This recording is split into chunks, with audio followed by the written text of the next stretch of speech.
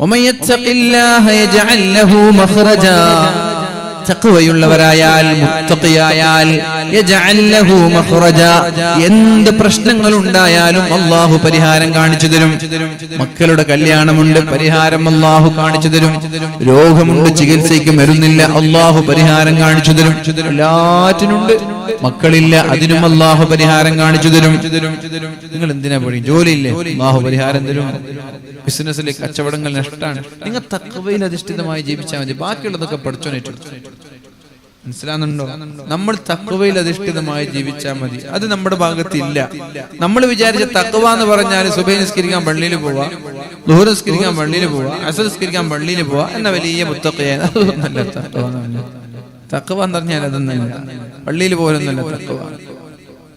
തഖ്വ എന്ന് പറഞ്ഞാൽ ഹറാമിൽ നിന്ന് മാറി നിൽക്കുക, ഫർള് ചെയ്യുക. ഹറാമിൽ നിന്ന് മാറി നിൽക്കുക, ഫർള് ചെയ്യുക. അതിനിടയിൽ സുന്നത്തുണ്ടായാലോ മാഷാ അല്ലാഹ്, നൂറുൻ അലാ നൂർ എന്ന് പറഞ്ഞതുപോലെ മാഷാ അല്ലാഹ് നല്ല ഹറാമ് ചെയ്യാതിരിക്കലാണ് തഖ്വ. അത് മഹാനായ ഉമർ ഇബ്നു അബ്ദുൽ അസീസ് തങ്ങൾ ആ സംഭവം ഉദ്ധരിക്കുന്നുണ്ട്. എന്താണ് തഖ്വ എന്ന് പറഞ്ഞാൽ? അദ്ദേഹം പറയുന്നു, ഈ തഖ്വ എന്ന് പറഞ്ഞാൽ കുറെ നിസ്കരിക്കലൊന്നുമില്ല, കുറെ നോമ്പെടുക്കലല്ല. തഖ്വ എന്ന് പറഞ്ഞാൽ തെറ്റുകളിൽ നിന്ന് മാറി നിൽക്കലാണ്, ഹറാമുകൾ ചെയ്യാതിരിക്കലാണ് തഖ്വ എന്ന് പറഞ്ഞാൽ. മഹാനായ അബൂ ഹുറൈറ റളിയല്ലാഹു അൻഹുവിനോട് ഒരാൾ ചോദിച്ചു, എന്താണ് ഈ തഖ്വ? വസുഇല അനി തഖ്വ. അപ്പോൾ അബൂ ഹുറൈറ തങ്ങൾ മറുപടി പറഞ്ഞത്, മുള്ളുകൾ ഉള്ള ഒരു സ്ഥലത്തിലൂടെ നിങ്ങൾ നടന്നിട്ടുണ്ടോ? കുപ്പിക്കഷ്ണങ്ങൾ നിറഞ്ഞ ഒരു സ്ഥലം, വേറെ സ്ഥലമില്ല, ആ സ്ഥലത്തിലൂടെ ചെരുപ്പ് ധരിക്കാതെ നിങ്ങൾ എങ്ങനെയാ നടക്കുക? മുള്ളുകൾ നിറഞ്ഞ, കല്ലുമുള്ളുകൾ നിറഞ്ഞൊരു വഴിയിലൂടെ ചെരുപ്പ് ധരിക്കാതെ നിങ്ങൾ എങ്ങനെയാ നടക്കുക? അല്ലെങ്കിൽ ചളി നിറഞ്ഞൊരു വഴിയിലൂടെ ചെരുപ്പ് ധരിക്കാതെ നിങ്ങൾ എങ്ങനെയാ നടക്കുക? നമ്മൾ ഇങ്ങനെ നടക്കുക. മുള്ളുള്ള സ്ഥലമാണെങ്കിൽ ഇങ്ങനെ സൂക്ഷിച്ച്, കാല് ഇല്ലെങ്കിൽ കണ്ണും ചിമ്മി ഇങ്ങനെ നടക്കും. മുള്ളുകൾ ഉണ്ടെങ്കിൽ ഇങ്ങനെ കാലൊക്കും, ഇവിടെ ഒരു കാലൊക്കും, ഇവിടെ ഒരു കാലൊക്കും, ഇങ്ങനെ തെരഞ്ഞു പിടിച്ച് പമ്മി പതുക്കെ നടക്കും. അതെന്നെ തഖ്വ. മുള്ളുകളുള്ളൊരു വഴിയിലൂടെ നിങ്ങൾ എങ്ങനെയാണോ നടക്കുന്നത്, അതാണ് തഖ്വ. അഥവാ ജീവിക്കുമ്പോൾ സൂക്ഷിച്ച്, ഇത് ഹറാമാണോ എന്നാ ഇവിടെ, ഇത് ഹറാമാണോ എന്നാ ഇവിടെ, ഹറാമ് തെറ്റ് ഇതൊന്നും വരാതെ പതുക്കെ പതുക്കെ. അവിടെ പോയ ഹറാമുണ്ടാവും എന്നാ പോന്ന വേണ്ട, അവിടെ പോയ ഹറാമ് കാണും എന്നാ പോന്ന വേണ്ട. ഉറങ്ങിയ ഒരു നിസ്കാരം നഷ്ടപ്പെടും എന്നാ പിന്നെ ഉറങ്ങുന്നത് വേണ്ട. ആ ഭക്ഷണം ഹറാമാൻ സാധ്യതയുണ്ട്, അതാണ് അത് ഉപയോഗിക്കുന്ന വേണ്ട. ആ ജോലി ഹറാമാണ് എന്നത് ഒഴിവാക്കുക. ഇങ്ങനെ മുള്ളുകളുള്ള വഴിയിലൂടെ നിങ്ങൾ എങ്ങനെയാണോ നടക്കുന്നത് അതേപോലെ ജീവിക്കലാണ് തഖ്വ എന്ന് പറഞ്ഞാൽ. എന്നാര് പറഞ്ഞു? മഹാനായ അബൂ ഹുറൈറ റളിയല്ലാഹു അൻഹു. ഇനി ഉമർ ഇബ്നു അബ്ദുൽ അസീസ് തങ്ങൾ പറയാണ്, ലൈസത്തി തഖ്വ ഖിയാമുൽ ലൈൽ. തഖ്വ എന്ന് പറഞ്ഞാൽ തഹജ്ജുദ് നിസ്കാരമല്ല, വസിയാമുൻ നഹാർ, പകലിൽ മുഴുവനും സുന്നത്ത് നിസ്കരിക്കലല്ല തഖ്വ എന്ന് പറഞ്ഞാൽ. വത്തഖ്ലീതു ഫീമാ ബൈന ദാലിക്, രാത്രി മുഴുവനും സുന്നത്ത് നിസ്കരിക്കുക, ഖിയാമുൽ ലൈൽ രാവിലെ മുഴുവനും നോമ്പ്, ഇത് രണ്ടും ഒരുമിച്ച് കൂട്ടലുമല്ല തഖ്വ എന്ന് പറഞ്ഞാൽ.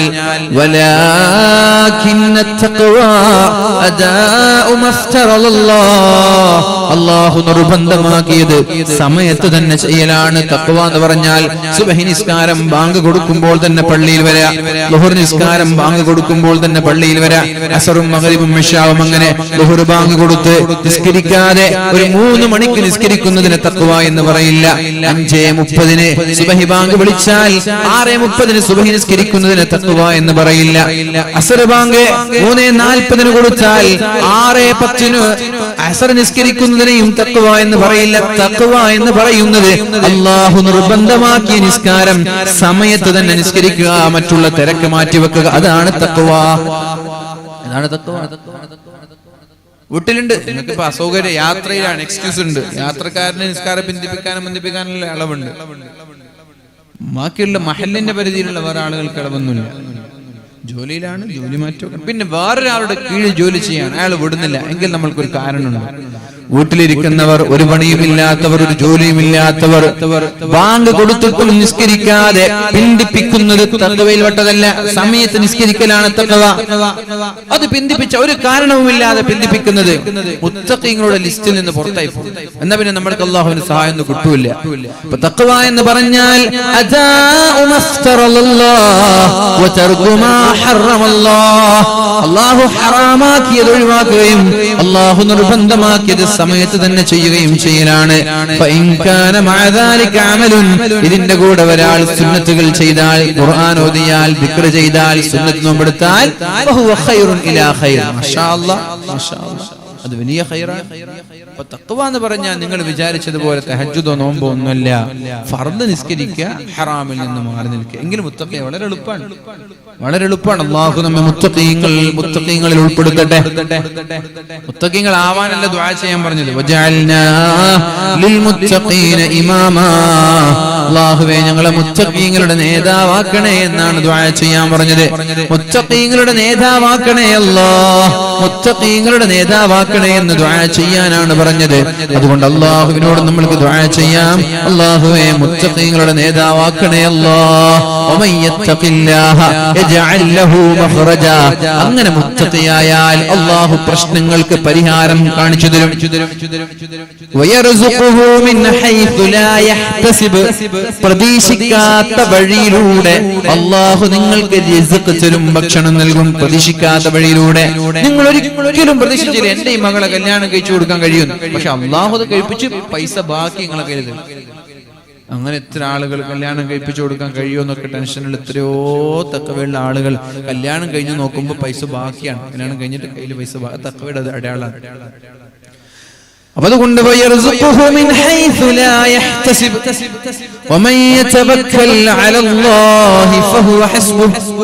ഒരാൾ അല്ലാഹുവിനെ ബലമേൽപ്പിച്ചാൽ അവന്റെ സംരക്ഷണം അല്ലാഹു ഏറ്റെടുത്തിരിക്കുകയാണ്. നേരത്തെ നബി തങ്ങൾ അല്ലാഹ് എന്ന് പറഞ്ഞപ്പോൾ മുറുകെ പിടിച്ച വാള് താഴെ വീഴ്ത്തൽ അല്ലാഹുവിന്റെ കടമയാണത്. അത് വീഴ്ത്ത പടച്ചോന്റെ കടമയാണ്. അത് വീഴ്ത്തിയില്ലെങ്കിൽ പടച്ചോനും പരാജയപ്പെട്ടു, നബി തങ്ങളും പരാജയപ്പെട്ടു. അപ്പൊ ഉടനെ തന്നെ അല്ലാഹു താഴെ ഇട്ടു. എങ്ങനെ? ഒരാൾ മുറുകെ പിടിച്ചൊരു സാധനം താഴെ വീഴ്ത്തണമെങ്കിൽ അല്ലാഹ്ക്കല്ലാതെ പിന്നെ ആർക്കാ കഴിയാം? അത് എന്തുകൊണ്ട് കഴിഞ്ഞു? പ്രതിസന്ധി ഘട്ടത്തിൽ അല്ലാഹ് നീയാണല്ലേ സഹായം എന്ന് പറഞ്ഞു. അപ്പൊ അത്ഭുതകരമായ സഹായം അല്ലാഹു നൽകി. അത് നമ്മൾക്കും കിട്ടും. അത് പ്രവാചകന്മാരുടെ പ്രത്യേകതയല്ല, സത്യവിശ്വാസികൾക്ക് എല്ലാവർക്കും ഇതുപോലെയുള്ള സഹായം ഉണ്ടാകും. അല്ലാഹു തൗഫീഖ് ചെയ്യട്ടെ.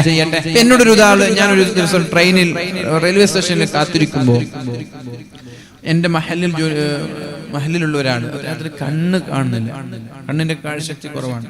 വെള്ളിയാഴ്ച എപ്പോ ഞാൻ പോകുമ്പോൾ ഇങ്ങനെ പള്ളിയിൽ നടന്നിട്ട് ഇങ്ങനെ ദിക്ർ ചെയ്യുന്നുണ്ട്. ഒരു ദിവസം ഞാൻ ഇങ്ങനെ കണ്ടപ്പോൾ രണ്ടു പറഞ്ഞു. ഒരു ദിവസം ഞാൻ മാലിക് ദിനാറിലേക്ക് പോകുമ്പോൾ കാസർഗോഡ് റെയിൽവേ സ്റ്റേഷനിൽ ഇറങ്ങി റെയിൽ പാളത്തിലൂടെ ഇങ്ങനെ നടക്കണം. അപ്പൊ ഞാന് കണ്ണിന് കാഴ്ചശക്തി കുറവാണല്ലോ, ഇങ്ങനെ റെയിൽ പാളത്തിലും കൂടെ ഇങ്ങനെ നടക്കുമ്പോൾ പെട്ടെന്നൊരു ട്രെയിനിന്റെ ഹോണ് കേട്ടു. ഇത് എവിടുന്ന ഈ ഹോൺ അടിക്കുന്നതെന്ന് അറിയില്ലല്ലോ. ഹോണ് കേട്ടതും എന്നെ ഒരാള് ഈ പാളത്തിൽ നിന്ന് തള്ളിയിട്ടു. ഒരാള് പാളത്തിൽ നിന്ന് എന്നെ തള്ളിയിട്ടു പുറത്തേക്ക്. അങ്ങനെ അദ്ദേഹം ഈ പാളത്തിൽ നിന്ന് പുറത്തേക്ക് തെറിച്ചു ഇദ്ദേഹത്തിന്റെ കൈയും പിടിച്ച് ഇദ്ദേഹത്തിന് നേരെ മാലിക് ദിനാർ മഖാമിന്റെ അടുത്തേക്ക് കൊണ്ടുപോയി. അയാൾ ഒരു പരിചയമില്ല, അറിയാത്ത ഒരാളാണ്, ഒരു പരിചയമില്ലാത്ത ഒരാൾ.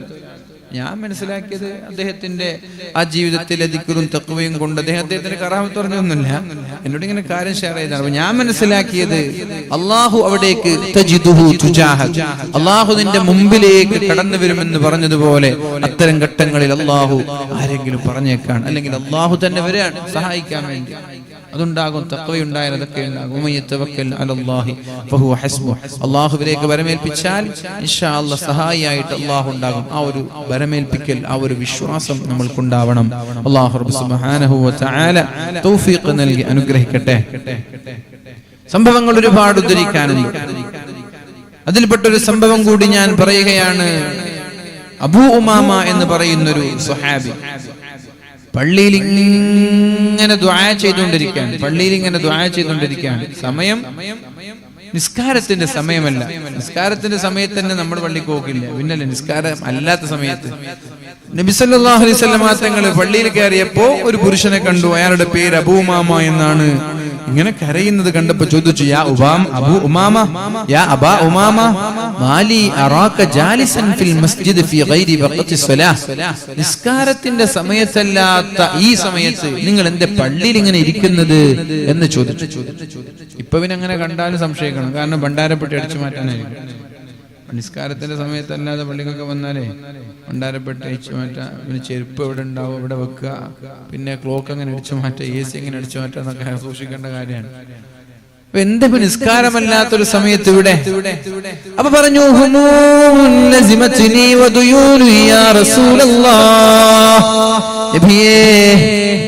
എനിക്ക് അല്ലാഹു നൽകിയ കടങ്ങളാണ്, എന്റെ ജീവിതത്തിലെ പ്രയാസങ്ങളാണ് ഇങ്ങനെ പള്ളിയിൽ എന്നെ ഇരുത്താൻ കാരണമാക്കിയത്. അഥവാ ഒരുപാട് കടങ്ങളുണ്ട് നബിയെ, ഒരുപാട് പ്രയാസങ്ങളുണ്ട് നബിയെ, വിഷമങ്ങളുണ്ട് നബിയെ. ആ വിഷമങ്ങളെല്ലാം തീരാൻ വേണ്ടി ഞാൻ അല്ലാഹുവിനോട് ദുആ ചെയ്യാൻ പള്ളിയിൽ വന്നിങ്ങനെ ഇരിക്കുകയാണ്, ഇരിക്കുകയാണ്. എന്റെ കടം അങ്ങനെ എല്ലാരും അങ്ങനെ തന്നെയല്ലേ? കടവും പ്രയാസമൊക്കെ കൂടുമ്പോൾ ഹദ്ദാദിനും മൗലീദിനും പള്ളിക്കൊക്കെ കൃത്യമായിട്ട് വരാ, പൈസയും തിരക്കൊക്കെ ആയാൽ ആരാ പള്ളിക്ക് വരാ? അപ്പൊ അബൂമാമ പറയാൻ എന്നെ പിടിപ്പെട്ട പ്രയാസം, എനിക്ക് ഒരുപാട് കടമുണ്ട് നബിയെ. അവന് തങ്ങൾ പറഞ്ഞു അഫലാ ഉഅല്ലിമുക കലാമൻ ഇദാ ഖുൽതഹു അദ്ഹബല്ലാഹു ഹമ്മക വഖളാ അൻക ദൈനക. നിന്റെ എല്ലാ കടങ്ങളും വളരെ എളുപ്പത്തിൽ വീടാൻ, എല്ലാ കടങ്ങളും എളുപ്പത്തിൽ വീടാൻ, നിന്റെ എല്ലാ പ്രയാസങ്ങളും അല്ലാഹു നീക്കിത്തരാൻ ഒരു ദിക്ർ ഞാൻ നിനക്ക് പഠിപ്പിച്ചു തരട്ടെയോ? എല്ലാ കടവും വീടും, എല്ലാ പ്രയാസവും വേണോ? വേണോ? ശ്രദ്ധിച്ചോളൂ. ഞാൻ പറയുന്നതല്ല, അല്ലാഹുവിന്റെ ഹബീബ് സല്ലല്ലാഹു അലൈഹി വസല്ലം പഠിപ്പിക്കുകയാണ്. അഫലാ ഉഅല്ലിമുക കലാമൻ ഇദാ ഖുൽതഹു അദ്ഹബല്ലാഹു ഹമ്മക വഖളാ അൻക ദൈനക. ഞാനൊരു ദിക്ർ പഠിപ്പിച്ചു തരാം, അത് നീ ചൊല്ലിയാൽ നിന്റെ എല്ലാ കടങ്ങളും വിടും, നിന്റെ എല്ലാ പ്രയാസങ്ങളും അല്ലാഹു മാറ്റിത്തരും. ബലാ യാ റസൂലല്ലാഹ്, നബിയേ പറയൂ നബിയേ. നബി തങ്ങൾ പറഞ്ഞു ഖുൽ ഇദാ അസ്ബഹത വ ഇദാ അംസൈത. സുബ്ഹി നിസ്കാരം കഴിഞ്ഞാലും മഗ്രിബ് നിസ്കാരം കഴിഞ്ഞാലും ഈ ദിക്ർ എല്ലാ ദിവസവും നീ പറയണം, അർത്ഥം ആലോചിച്ചുകൊണ്ട് പറയണം. അല്ലാഹുമ്മ ഇന്നി അഊദു ബിക മിനൽ ഹമ്മി വൽ ഹുസ്ൻ വഅഊദു ബിക മിനൽ അജ്സി വൽ കസൽ വഅഊദു ബിക മിനൽ ജുബ്നി വൽ ബുഖൽ വഅഊദു ബിക മിൻ ഗലബത്തി ദൈനി വഖഹ്രി റിജാൽ. കാണാതറിയോ? പഠിക്കണം. കാണാതറിയില്ലെങ്കിൽ പഠിച്ചോളൂ. അല്ലാഹുമ്മ ഇന്നി അഊദു ബിക. അല്ലാഹുവേ ഞാൻ നിന്നോട് കാവൽ ചോദിക്കുകയാണ്, അഭയം തേടുകയാണ്. മിനൽ ഹമ്മി വൽ ഹുസ്ൻ, ദുഃഖത്തിൽ നിന്ന്, ടെൻഷനിൽ നിന്ന്, പ്രയാസങ്ങളിൽ നിന്ന് ഞാൻ നിന്നോട് കാവൽ തേടുകയാണ്. എന്റെ പ്രയാസങ്ങൾ നീക്കിത്തരണേ അല്ലാഹ്. വഅഊദു ബിക മിനൽ അജ്സി വൽ കസൽ, അസ്വസ്ഥതയിൽ നിന്ന്, കഴിവുകേടിൽ നിന്ന്, അശക്തതയിൽ നിന്ന്, മടിയിൽ നിന്ന് ഞാൻ നിന്നോട് കാവൽ ചോദിക്കുകയാണ്. മടി, അതേപോലെ അസ്വസ്ഥത, അശക്തത, കഴിവില്ലായ്മ, അജ്സിൽ നിന്നും, കസലിൽ നിന്നും, മടിയിൽ നിന്നും ഞാൻ നിന്നോട് കാവൽ ചോദിക്കുകയാണ്. എന്റെ അലസതയെ നീ മാറ്റിത്തരണേ അല്ലാഹ്. എന്റെ കഴിവ് കേടിനെ നീ മാറ്റിത്തരണേ അല്ലാഹ്. അഥവാ എനിക്ക് കഴിവ് തരണേ, എനിക്കൊരു ഉന്മേഷം തരണേ. വഅഊദു ബിക മിനൽ ജുബ്നി വൽ ബുഖൽ. അല്ലാഹുവേ പിശുക്കിൽ നിന്നും എന്നെ നീ കാക്കണേ അല്ലാഹ്, ഭീരുത്വത്തിൽ നിന്നും എന്നെ നീ കാക്കണേ അല്ലാഹ്. അഥവാ എനിക്ക് നീ ധൈര്യം തരണേ അല്ലാഹ്, എന്നെ നീ ഒരു ധർമ്മിഷ്ഠനാക്കണേ അല്ലാഹ്.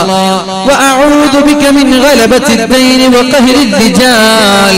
അല്ലാഹുവേ കടങ്ങളുടെ ബാധ്യതയിൽ നിന്ന് എന്നെ നീ കാക്കണേ അല്ലാഹ്, കടങ്ങൾ കയറി പ്രയാസങ്ങൾ തിന്നുന്നതിൽ നിന്ന് കാക്കണേ അല്ലാഹ്. വഖഹ്രി റിജാൽ, ജനങ്ങൾ കീഴ്പ്പെടുത്തുന്നതിൽ നിന്ന്, ജനങ്ങൾക്കൊരടിമയെ പോലെ ജനങ്ങളുടെ മുമ്പിൽ ജീവിക്കുന്നതിൽ നിന്നും എന്നെ നീ കാക്കണേ അല്ലാഹ്. അഥവാ എന്റെ കടം പെട്ടെന്ന് കൊടുത്തു വീട്ടാനും അന്തസ്സോടെ ജീവിക്കാനും എനിക്ക് തൗഫീഖ് നൽകണേ അല്ലാഹ്. ഈ ദുആ രാവിലെ ഒരു തവണ, വൈകുന്നേരം ഒരു തവണ ചൊല്ലണം. സുബഹി നിസ്കാരത്തിന് ശേഷം, മഗ്രിബ് നിസ്കാരത്തിന് ശേഷം ചൊല്ലണം. അല്ലാഹുമ്മ ഇന്നി അഊദു ബിക മിനൽ ഹമ്മി വൽ ഹുസ്ൻ വഅഊദു ബിക മിനൽ അജ്സി വൽ കസൽ വഅഊദു ബിക മിനൽ ജുബ്നി വൽ ബുഖൽ വഅഊദു ബിക മിൻ ഗലബത്തി ദൈനി വഖഹ്രി റിജാൽ. ഫഫഅൽതു ദാലിക. ഞാൻ അത് ചൊല്ലാൻ തുടങ്ങി. രാവിലെയും വൈകുന്നേരവും ഞാൻ ചൊല്ലാൻ തുടങ്ങി. ഫഅദ്ഹബല്ലാഹു തആല ഹമ്മ ഹമ്മി വഗമ്മി വഖളാ അന്നി ദൈനി. എന്റെ എല്ലാ പ്രയാസങ്ങളും അല്ലാഹു മാറ്റിത്തന്നു, എന്റെ ദുഃഖങ്ങളെല്ലാം അല്ലാഹു മാറ്റിത്തന്നു, എന്റെ കടങ്ങളെല്ലാം അല്ലാഹു വീട്ടിത്തന്നു എന്ന് മഹാനായ അബൂ ഉമാമ റളിയല്ലാഹു അൻഹു പഠിപ്പിക്കുമ്പോൾ ഇൻഷാ അല്ലാഹ് ജീവിതത്തിൽ ഇതെല്ലാവരും ചൊല്ലിയാൽ കടങ്ങളിൽ നിന്ന്, ടെൻഷനിൽ നിന്ന്, അസ്വസ്ഥതയിൽ നിന്ന്, പ്രയാസങ്ങളിൽ നിന്ന്, പ്രതിസന്ധികളിൽ നിന്ന് അല്ലാഹു നമ്മൾക്കൊരു സംരക്ഷണം നൽകും, കാവൽ നൽകും. അല്ലാഹു നമ്മൾക്ക് കാവൽ നൽകട്ടെ, അല്ലാഹു നമ്മെ സഹായിക്കട്ടെ. എല്ലാവരും ചൊല്ല.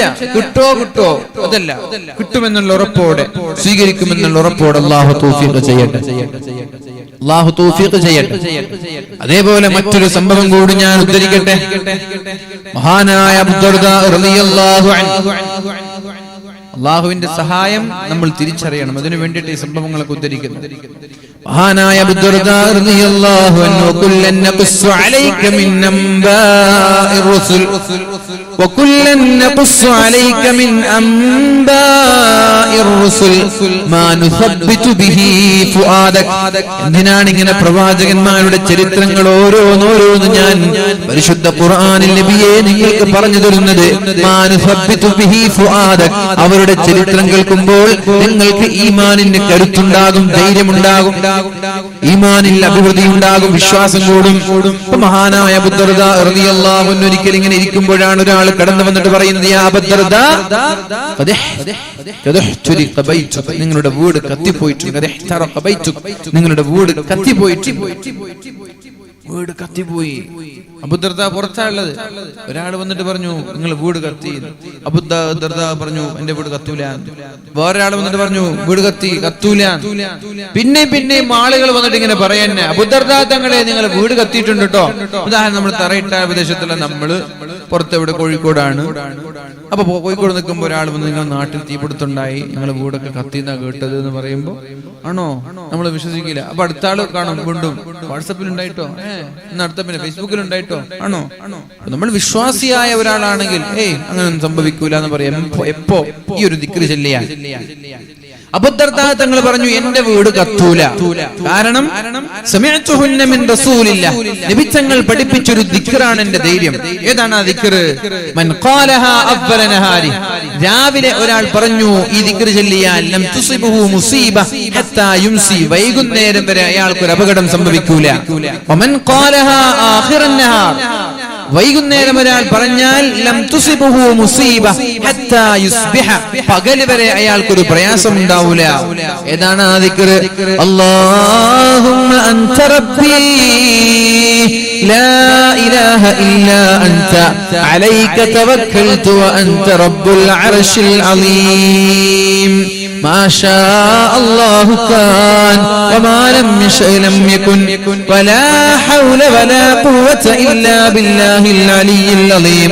أعلم أن الله على كل شيء قدير وأن الله قد أحاط بكل شيء علما.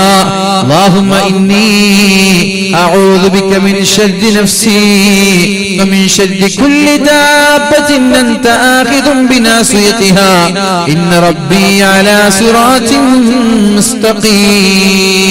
ഈ ദിക്ർ ഒരാൾ രാവിലെ ചൊല്ലിയാൽ വൈകുന്നേരം വരെ, വൈകുന്നേരം ചൊല്ലിയാൽ രാവിലെ വരെ അയാൾക്കൊരു അപകടവും സംഭവിക്കൂല എന്ന് നബി തങ്ങൾ പറഞ്ഞത് മുതൽ ഞാൻ അത് ചെല്ലാൻ തുടങ്ങിയിട്ടുണ്ട്. എന്നിട്ട് ഞാൻ ഇന്നും അത് ചൊല്ലിയിട്ടുണ്ട്. എന്റെ വീട് കത്തി എന്ന് നിങ്ങൾ പറഞ്ഞാൽ വിശ്വസിക്കാൻ മാത്രം അവിശ്വാസിയല്ല ഞാൻ. എന്നോടാ നിങ്ങൾ പറയുന്നത് എന്റെ വീട് കത്തൂല? അത് വിശ്വാസമാണ്, അത് വിശ്വാസമാണ്. നമ്മൾക്ക് ആ വിശ്വാസം ഇല്ലാത്തത് കൊണ്ടാണ് നമ്മുടെ വീട് കത്തിപ്പോകുന്നത്. നമ്മൾക്ക് ആ വിശ്വാസം ഇല്ലാത്തത് കൊണ്ട് നമ്മുടെ വണ്ടി ഇടിക്കുന്നത്. ബിസ്മില്ലാഹി തവക്കൽതു അലല്ലാഹ് എന്ന് പറഞ്ഞ് വണ്ടി കയറിയാൽ വണ്ടി ഇടിക്കാൻ പാടില്ല എന്ന് പറഞ്ഞാൽ പാടില്ല എന്നുണ്ട്. ബിസ്മില്ലാഹി തവക്കൽതു അലല്ലാഹ് ഹസ്ബുനല്ലാഹു നിഅമൽ വക്കീൽ എന്ന് പറഞ്ഞ ഒരാൾ വണ്ടിയിൽ കയറിയാൽ വണ്ടി ഇടിക്കാൻ പാടില്ല. വമൻ യതവക്കൽ അലല്ലാഹി ഫഹുവ ഹസ്ബുഹ്, പടച്ച റബ്ബിനെ പരമേൽപ്പിച്ചാൽ അല്ലാഹുവിന്റെ ബാധ്യതയാണ് നമ്മളെ സംരക്ഷിക്കുക. ഇടിച്ചിട്ടുണ്ടെങ്കിൽ അത് നമ്മുടെ വിശ്വാസത്തിന്റെ പ്രശ്നമാണ്, നമ്മൾക്ക് ഉറപ്പില്ല, അതാ പ്രശ്നം. മനസ്സിലായോ? നിങ്ങൾ ഖുർആൻ വെറുതെ ആണെന്ന് വിചാരിക്കണ്ട, ഖുർആൻ വെറുതെ ആണെന്ന് വിചാരിക്കേണ്ട, ദിക്റും വെറുതെ ആണെന്ന് വിചാരിക്കേണ്ട. നമ്മുടെ വിശ്വാസത്തിന്റെ പോരായ്മയാണെന്ന് മനസ്സിലാക്കിയാൽ മതി. ഇടിച്ചിട്ടുണ്ടെങ്കിൽ പ്രശ്നം നമ്മളതാണ്, വീട് കത്തിയിട്ടുണ്ടെങ്കിൽ പ്രശ്നം നമ്മുടേതാണ്. അബൂദർദാ തങ്ങൾ പറഞ്ഞു കത്തൂല. പിന്നെ ആളുകൾ വന്നു, കത്തി.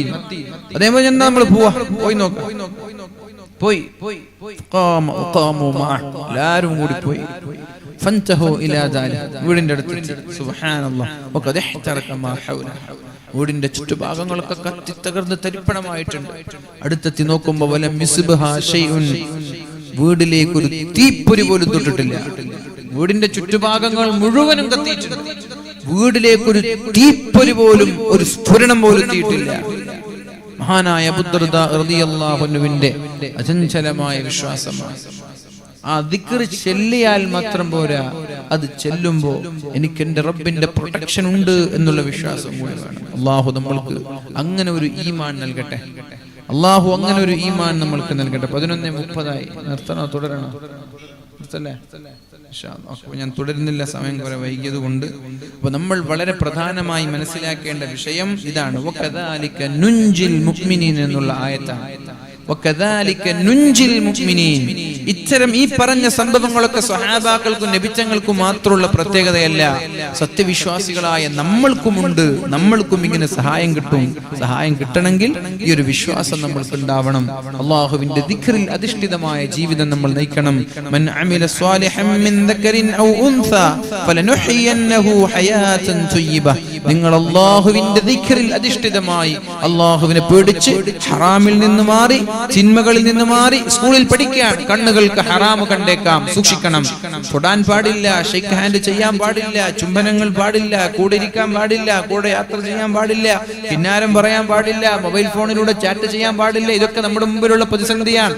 ഇത്തരം പ്രലോഭനങ്ങളിൽ നമ്മൾ വീണു പോകാൻ പാടില്ല. എന്റെ ശരീരം അല്ലാഹുവിനുള്ളതാണ്.